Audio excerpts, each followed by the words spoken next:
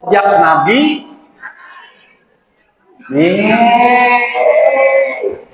nah kan kelihatan bener kata bapak itu. Ini baru ditanya sama pemain sinetron aja udah salah, gimana tanya malaikat nanti. Jadi kurban itu ajaran Nabi. Baca Qurannya lah. Surat 5 Al-Maidah 27. Sok siapa? Bunda tolong bacain Bunda. Maaf, biar kelihatan benar. Ayo.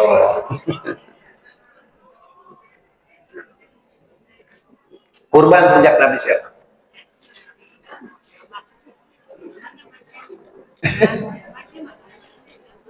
Lima Al-Maidah ayat 27. Oh, sini. Ini nyampe nggak MX-nya? Oh, nyampe nggak kabelnya? Oh ya, nggak apa-apa terjemahannya. Boleh nggak baca terjemahan? Bid'ah. Pernah dengar nggak Nabi Muhammad baca terjemahan? Nggak pernah. Kak dulu, Nabi Muhammad pernah nggak baca terjemahan Indonesia? Bid'ah. Bu, bid'ah itu kalau tidak ada dasar Quran dan hadis itu bid'ah. Kalau Nabi Muhammad tidak pernah naik mobil, sekarang ibu naik mobil, bid'ah nggak? Ya enggak, ya wae. Zaman dulu Nabi Muhammad nggak pernah baca terjemahan Indonesia, tapi ibu nggak ngerti bahasa Arab. Tapi kita harus paham, boleh nggak pakai terjemahan? Kata siapa? Kata Allah. Surat 44 Aduhan ayat ke-58. Nanti saya baca yang Arab terjemahannya. 44 Aduhan ayat ke-58. Fa innama yasaranahu bilisanika la'alahum yatadakar. Kami mudahkan Al-Quran dalam bahasamu agar kamu mengambil pelajaran. Jadi boleh nggak pakai bahasa Jepang? Jangan, ibu nggak ngerti bahasa Jepang, pusing huruf kanji. Pakai bahasa Cina boleh nggak? Ih, pusing, tak hurufnya kayak gitu. Kenapa? Ini mah orang Indonesia, pakai bahasa Indonesia aja. Buat orang Jepang boleh nggak pakai bahasa Jepang? Boleh buat dia. Buat ibu mah jangan. Biar bu, huruf kanji bisa baca gitu. Enggak. Anak bebo supermi. Bahasa Arab. Nah, bahasa Jepangnya Sakura. Artinya apa? Nggak punya duit, satunya rata. Udah kamu bacain sekarang terjemahan. Boleh baca terjemahan? Siapa yang bilang boleh? Allah Pak Adipura. Ibu mati ketemu Allah apa ketemu Adipura? Kata Allah boleh nggak pakai terjemahan? Terus kalau ada yang bilang tidak boleh, dia sesuai keinginan Allah apa tidak? Nah, terserah sih. Kata Allah boleh, kamu bilang nggak boleh. Emang El siapa? Kata Allah belajar Quran mudah, kata El belajar Quran susah. Kata Allah belajar Quran mudah, kata Anda belajar susah. Yang salah Anda lah. Allah bilang belajar Quran mudah kok. Ibu mau belajar Quran mudah apa susah? Yang mudah aja, Bu. Ngapain yang susah? Yuk bacain. Bismillahirrahmanirrahim. Dan ceritakanlah Muhammad yang sebenarnya kepada mereka tentang kisah kedua putra Adam. Ketika keduanya mempersembahkan kurban, maka kurban salah seorang dari mereka berdua, yaitu Habil, diterima, dan dari yang lain Habil tidak diterima. Dan dia Habil berkata, sungguh, aku pasti membunuhmu. Dia Habil berkata, sesungguhnya Allah hanya menerima amal dari orang yang bertakwa. Jadi Nabi Adam mengajarkan Habil dan Qabil untuk kurban yang diterima dari Habil. Karena Habil bilang yang diterima adalah kurban dari orang yang bertakwa. Orangnya apa? Dombanya. Yang takwa ontaknya apa dombanya? Orangnya. Masalah tahu. Si domba nama terserah gitu. Jadi yang diterima adalah dari orang yang bertakwa. Ajaran kurban dimulai dari Nabi Adam, dilanjutkan Nabi Ibrahim, diteruskan oleh Nabi Muhammad. Kenapa kurban diteruskan? Karena Allahnya sama. Allahnya Nabi Adam menyuruh Nabi Adam kurban biar takwa. Allahnya Nabi Ibrahim menyuruh Ibrahim kurban agar takwa. Allahnya Nabi Muhammad sama, menyuruh kurban agar menjadi takwa. Maka tadi dibaca oleh beliau di surat 22 Al-Hajj ayat ke-37, darah dan daging tidak sampai kepada Allah. Yang sampai adalah ketakwaan. Bukan begitu ya Bunda ya? Makanya kalau begitu, yang sampai ketika kurban adalah takwa. Setuju? Setuju nggak? Nah, di sini ilmunya. Nah, di sini ilmunya teh. Allah di surat 16 An-Nahl ayat 128 Allah berfirman. Surat berapa? 16 An-Nahl ayat 128. A'udzubillahi minasyaitonirrajim. Innallaha ma'alladzina taqaw wa'alladzina hum muhsinun. 16 An-Nahl 128. Allah beserta orang yang takwa dan beramal soleh. Jadi ketika kita kurban, tujuannya menjadi takwa. Allah beserta orang takwa dan beramal soleh. Jadi ketika kita berkurban, sebenarnya biar apa? Biar Allah dekat dengan kita. Dekat, no, beserta. Ini Adipura dekat sama Pak Hafid, Pak Izaz Hafid. Dekat. Kalau beserta? Kalau beserta di mana? Allah beserta?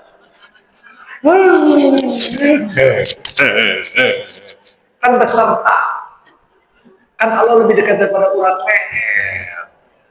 Kalau saya takwa, saya berkurban, berarti saya lagi beserta. Jawab apa dekat? Dekat apa dekat mana? Lebih dekat daripada urat leher. Jadi sebenarnya kurban adalah metodologi biar Allah beserta. Benar nggak? Masih nggak mau kurban? Terserah. Kan kurbannya gimana tuh kan? Ya kurban lah. Karena ketika Anda takwa, darah dan daging tidak sampai kepada aku, tapi yang sampai kepada aku adalah ketakwaan. Begitu kan tadi dibaca surat 22 ayat 37. Ketika Anda takwa, kata Allah, aku beserta. Beserta siapa? Takwa. Ibu pingin takwa nggak? Mau sekarang apa nanti? Cara ibu takwa adalah ibu nikah sama Pak Takwa, maka ibu jadi ibu. Masalahnya suami kita bukan Pak Takwa, Adi. Ya sudah, ibunya aja yang takwa. Ya salah sendiri ya, bukannya suami Pak Takwa. Kemarin aja ada Pak RT, istrinya disebut, kecuali Bu Firman aja lucu nih. Bu Firman yang RT-nya. Ada lagi kemarin dokter, suaminya dokter, istrinya disebut. Jadi kalau ibu nikah sama Pak Takwa, ibu jadi ibu. Jadi ketika kurban bukan masalah daging dan darahnya, tapi saya ingin beserta Allah. Betul? Ada hadisnya bunyinya begini. Barang siapa yang berkurban, maka hewan kurban menjadi tunggangannya di surga. Nah ibu kalau sembelih domba, nanti di surga naik apa? Karunya tuh segede gini dombanya. Ayah wae. Iya, ibu, kalau gitu kita sapi nih. Ya udah beli sapi. Si ibu beli sapi. Ada 7 keluarga beli sapi naik. Dan temennya si sapi ini ditaikin 7 keluarga. Berat. Nah sekarang saya tanya, dari mana dalil hadis ini? Ingat, hadis itu ucapan Nabi Muhammad dalam rangka menjelaskan Quran. Dari mana hadis itu? Ternyata dalilnya ini. Makanya dulu saya belajar tafsir hadis, Bu. Ahmad Faujani itu kritikal hadis S2 di Gontor. Saya belajar tentang bagaimana menafsirkan hadis. Bukan cuma tekstual dan kontekstual. Tafsirnya hadis. Saya lanjut. Barang siapa yang berkurban, maka hewan kurban menjadi tunggangannya di akhirat. Dari mana dalil hadis? Hadisnya bunyinya begini. Bunyinya tadi, dari mana dalilnya? Begini. Tadi ibu kurban tujuannya menjadi orang yang takwa. Ini ilmunya nih. Kurban agar menjadi takwa. Orang yang mulia di sisi Allah, yang tinggi apa yang pendek? Apa? Nggak ada urusan mau tinggi pendek juga. Kalau misalnya yang takwa itu yang tinggi, kita orang Indonesia nggak ada yang takwa. Yang takwa, yang mulia di sisi Allah, yang kulitnya putih apa hitam? Yang tak jangan salah lagi, kata kasihan nanti aku Bilal ya, Bilal kan hidung kan orang Afrika kan. Di surat 49 Al-Hujurat ayat 13. A'udzubillahi minasyaitonir rajim. Ya ayyuhan nas, inna khalaqna min dzakari wa unsa wa ja'alnakum syu'uban wa qauman illa lita'arafu. Inna akramakum indallahi atqakum. Innallaha alimul khabir. Hei manusia, kami ciptakan kamu bersuku-suku, berbangsa-bangsa agar kalian saling kenal mengenal. Dan sesungguhnya manusia yang paling mulia di sisi Allah adalah manusia yang paling Setuju? Jadi kalau begitu, saya berkurban tujuannya menjadi takwa agar saya menjadi makhluk yang mulia. Setuju? Saya berkurban tujuannya menjadi takwa, orang yang mulia. Maka siapapun yang berkurban, dia sedang memuliakan dirinya. Betul? Betul? Fadkuruni adkurkum. Barang siapa ingat Allah, aku ingat kepadanya. Begitu kan? Surat 2 Al-Baqarah 152. Barang siapa yang ingat kepadaku, aku ingat kepada dia. Betul? Aku sehari ini menyembelih kurban ya Allah. Tujuannya menjadi takwa. Orang bertakwa, orang yang mulia. Maka siapapun yang berkurban, dia sedang memuliakan dirinya. Setuju? Maka Allah akan muliakan dia. Setuju? Kata Allah, surat 17 Al-Isra ayat 70, Laqad karomna bani Adam, wa hamalnahum fil bahri wa bahr, wa razaqnahum minat thayyib, wa fadalnahum ala katsir minna khalaqna taqdir. Telah kami muliakan anak cucu Adam. Kami angkut di daratan dan di lautan. Kami beri dia rezeki yang baik dan kami lebihkan dari makhluk yang telah Allah ciptakan.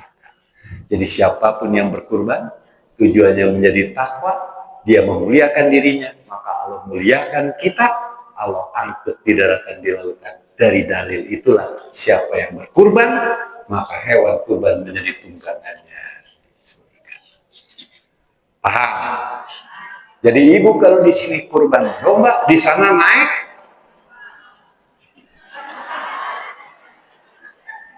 Ibu tahu mobil yang namanya Lamborghini nggak?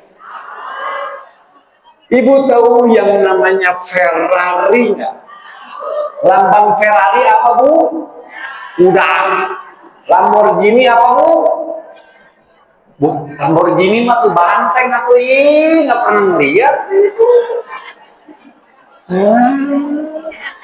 Naiknya LGC wae sih, gambar manuk kayak gitu. Kalau LCGC kan manuk gitu. Jadi kalau ibu berkurban manuk, nanti di sana naik LCGC. Kalau ibu kurbannya sapi, naik Lamborghini. Ya minimal Ferrari. Kalau ibu jangan naik Ferrari, ibu Ferrara. Kan Ferrari perempuan. Ferrara. Jadi benar nggak hadis siapa yang berkurban akan menjadi kuda tunggangannya nanti di surga? Wah, ya, itu dasarnya hadis. Tapi saya mau nanya, ibu mati pingin masuk surga atau neraka? Sama. Sekarang saya mau nanya sama ibu, surga di mana? Di bawah telapak kaki ibu, pas dilihat kakinya, behen, pecah-pecah. Ya Allah, surga gini-gini amat, ya Allah. Ayo, surga di mana? Ini mau masuk surga, tapi nggak tahu surganya di mana. Nanti salah alamat, masuk neraka. Ya kan lucu, nanya surga nggak tahu. Surga di mana? Di dunia apa di akhirat? Yeay, pantesan orang Islam kurban terus tapi miskin terus, nggak punya mobil, nggak punya motor, kreditan semua. Karena ibu pingin surganya di akhirat. Yeay. Saya nanya lagi loh, gimana ini? Pemain sinetron aja ngerti, masa ibu nggak ngerti? Pahala di dunia apa di akhirat?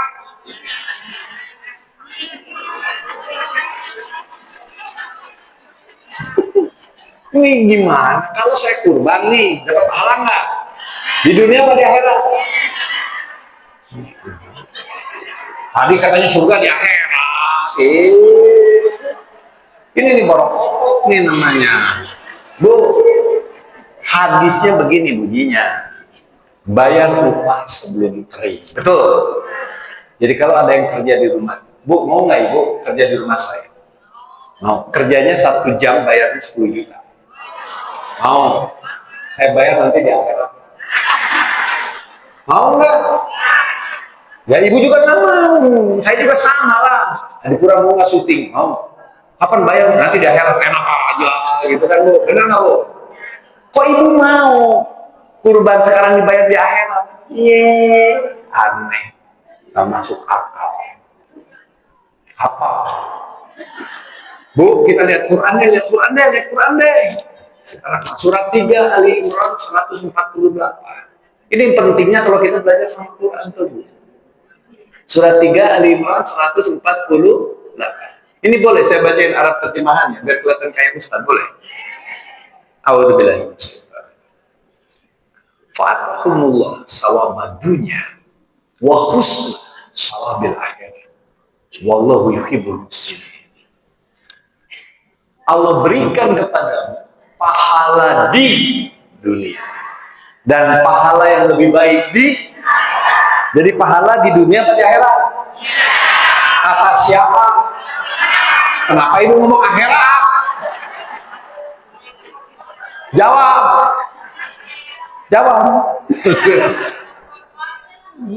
Yang salah ibu atau? Jadi pahala di dunia apa di akhirat? Pantesan ya Allah ngaji terus tapi gini terus ya Allah. Karena ibu pingin pahalanya di. Padahal pahala di mana? Di pura jauh-jauh dari Cibubur ke sini naik motor. Tadinya mau pakai mobil, tapi kan motor nggak pernah dipakai, apalagi hari Minggu kan. Berangkat kan lebih early dari ibu, habis sholat subuh, santai nyiapin motor, dorong keluar, kan bunyinya kenceng, dorong keluar biar nggak terlalu berisik. Nyalain. Dari Cibubur, Bu. Saya dapat pahala nggak? Di mana? Dalam hadis, barang siapa yang memberikan ilmu, maka dia memberikan kelapangan. Betul? Barang siapa yang menuju majelis ilmu, maka Allah mudahkan dia di dalam surga.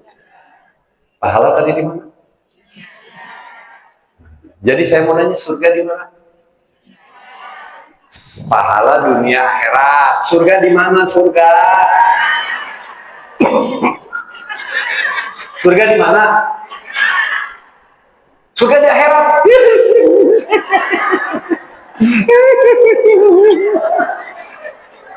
Ya Allah, ada umatmu Muhammad yang berkata surga di akhirat. Bagaimana ya Muhammad Rasulullah SAW? Sementara engkau bersabda, baiti jannati. Apa artinya? Jadi surga di mana? Tahu? Tahu juga nih. Ingin masuk surga, surganya nggak tahu. Salah tempat neraka lagi. Kata Rasulullah, kan Rasulullah pernah kan lagi Isra Mi'raj ditunjukin surga dan neraka. Iya kan? Bener kan?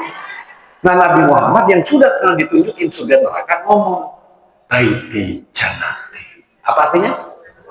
Ibu yang gak pernah ditunjukin dan ibu gak lebih pintar dari Muhammad Rasulullah SAW ngomong surga di akhirat. Nggak nyambung, bro. Bener nggak? Ya kita lihat Qurannya deh. Ya Allah, surga di mana? Kenapa gitu? Nabi Muhammad baiti jannati, ibu-ibu ngomong surga di akhirat. Yang benar yang mana ya Allah? Benar nggak Bu? Tadi ibu bilang pahala di mana? Di akhirat. Ketika kata Allah di mana? Jadi yang benar pahala di dunia apa di akhirat?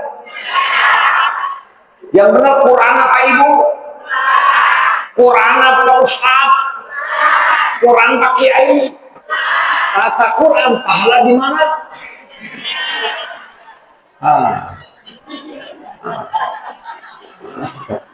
Coba ngaji terus masih ngomong pahala akhirat. Pantesan sholat terus ya Allah, tapi kok begini terus ekonominya ya Allah.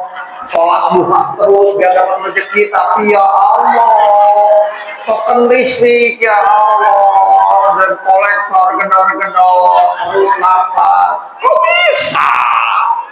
Karena dia ibadah mengharapkan pahalanya di, padahal pahala di mana?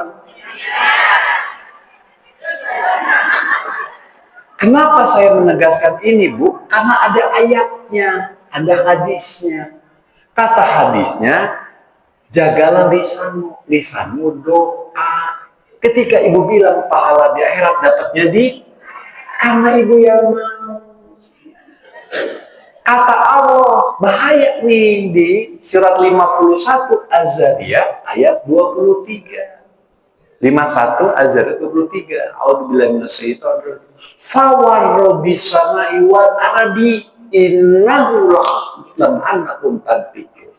Demi Tuhan langit dan bumi, sesungguhnya apa yang dijanjikan Allah akan terjadi seperti apa yang kamu ucapkan. Jadi janji Allah akan terjadi seperti apa yang kamu ucapkan. Jagalah lisanmu, lisanmu adalah doa, kata Rasulullah. Jadi kalau kita bilang pahala di akhirat, dapatnya di mana? Ibu yang mau. Makanya Rasul bersabda, seorang yang beribadah dengan ilmu memiliki derajat yang lebih tinggi daripada seorang beribadah tanpa. Saya datang ke sini dapat pahala nggak? Di mana? Dan iya dong, yang dunia doang. Sekarang saya nanya ibu, surga di mana? Jadi nggak ada surga di dunia ya wae. Pahala di dunia dan di akhirat. Surga di mana? Kata Allah di surat 3 Ali Imran ayat 133. Ibu baca surat 14 Ibrahim ayat 48. Tapi sebelumnya surat 3 Ali Imran ayat 133. Ini dengerin dulu. Ini lucu, ibu pengen masuk surga, surganya aja nggak tahu di mana. Atau nanti masuk neraka. A'udzubillahi minasyaitonir rajim. Wa syari'u ila magfirah min rabbikum wa jannah aradu was-samawati wal aradu uiddat lil muttaqin. Bersegeralah kamu kepada ampunan dari Tuhanmu dan kepada surga seluas langit dan bumi. Di sini ada langit dan bumi nggak? Jadi bisa nggak surga kecil di sini? Bisa nggak surga kecil di sini?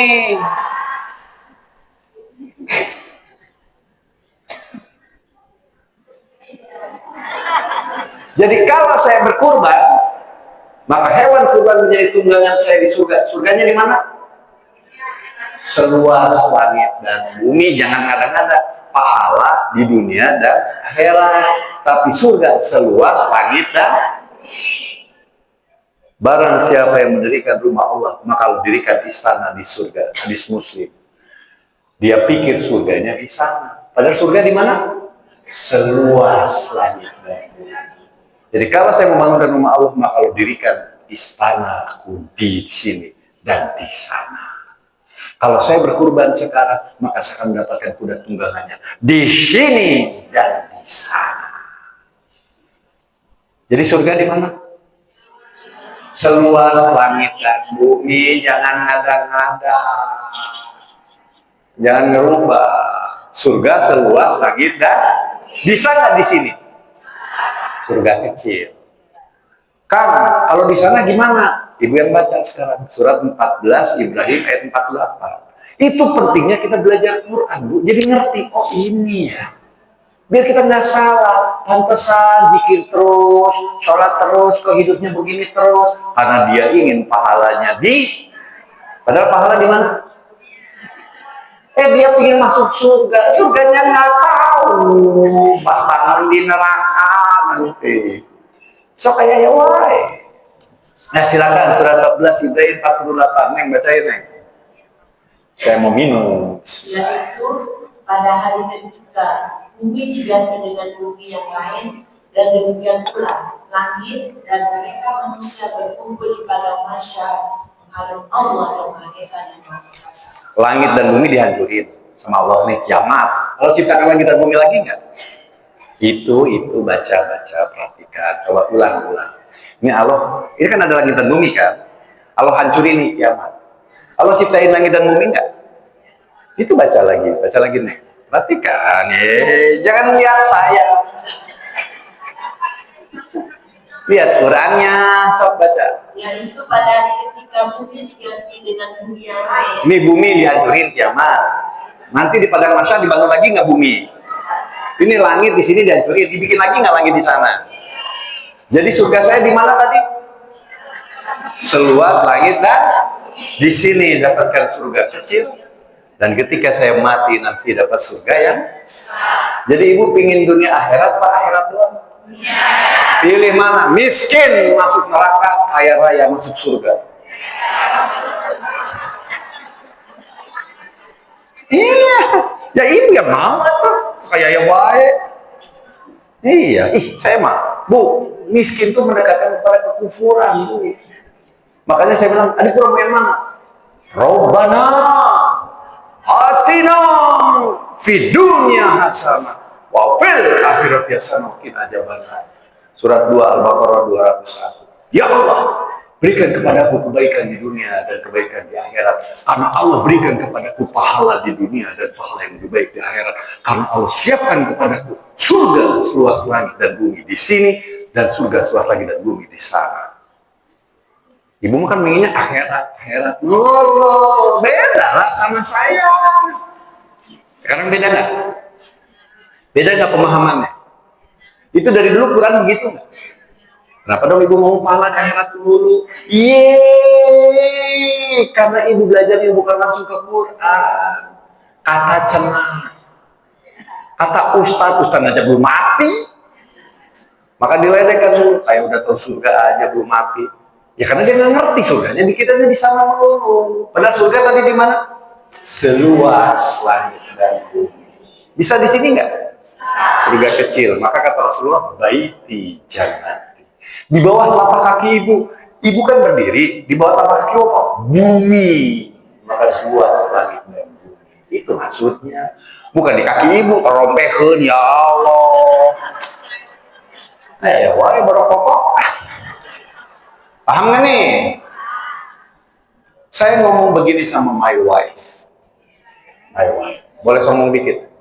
Saya ngomong sama dia, yang mau pingin mobil. Mobil terus saya kemarin saya pingin mobil. Saya kesel juga, mau mobil, bener. Mobil apa? Ya pingin ini, saya mereknya itu ya. Pit. Ya udah. Kamu punya duit berapa? Kenapa? Buat DP. Ya ada segini, ya kita beli. Kemudian saya bawa dia ke showroom. Ini mobilnya, warnanya ini, setuju nih dia ya udah, yuk pulang yuk. Malu. Nanti saya beli. Pulang aja dulu. DP-nya mana? Ini uangnya. Saya bawa ke lapangan. Ngapain ke sini? Itu hewan kurban. Sini duitnya. Itu buat ke mobil. Sini. Beli hewan kurban. Warnanya harus ini, hitam. Wah, nggak ada Pak, katanya hitam. Yang mana apa ini? Ya udahlah, nggak apa-apa. Kenapa Pak milih yang itu? Istri saya mau mobilnya warna hitam. Kurban batu. Istri saya DP mobil. Pulang kan udah kurbannya udah kan? Dia nanya mana mobilnya? Kan hewan kurban menjadi tunggangan kan? Kata siapa? Kata Allah. Kurban tujuannya di takwa. Takwa orang yang mulia. Orang mulia diangkut tidak dapat dilakukan. Maka dihadiskan hewan kurban menjadi tunggangan di surga. Surganya tadi di mana? Seluas langit dan bumi. Tenang aja ya. Dia bingung, kesel kan. Mana mobilnya, lihat garasi aja kosong. Kemarin saya beli mobil. Yang ini kan yang ngomong. Ya, itu hadisnya sudah ada. Qurannya jelas. Tinggal Anda yakin iman, yakin teh iman. Tuh ada sekarang. Makasih. Sekarang mana-mana pakai mobil itu. Dalam arti, saya pakai apa? Pakai motor aja. Karena bagi saya nggak ada masalah. Kalau dia kan senang pakai mobil biar gaya. Kalau saya kan nggak usah pakai itu, dia tetap gaya kan. Iya, makanya saya santai Bu, naik mobil apa aja santai. Dulu pernah juga di sini pengajian di tempat Bu Firman pakai mobil Porsche kayak kan. Lama-lama malas juga ya bayar pajaknya. Ya maksudnya jangan dipakai juga. Santai aja hidup saya, makanya saya nikmatin hidup. Kenapa? Mau apa? Mobil. Ya tinggal hewan kurban. Oh betul Bu, pingin beli rumah. Ya tinggal bantu orang bikin rumah, bikin masjid ya. Allah, barang siapa yang membangunkan rumah Allah, maka Allah dirikan istana di surga. Cicing, kecil, ya Allah. Rumah masih ngontrak, iya ya Allah. Mau gusuran lagi, ya Allah. Kamu hadisnya benar dengar nggak? Barang siapa yang membangunkan rumah Allah, maka Allah dirikan istana di surga. Ya, surga di mana? Di sana. Lalu peang. Surga seluas langit dan hadisnya baiti jannati. Jadi bisa nggak surga kecil di sini? Dan surga besar di sana. Ibu pingin masuk surga kecil atau surga besar? Dua-duanya kan robana atina fidunya hasanah wabil akhirati hasanah kina jabana. So kayak ya wae.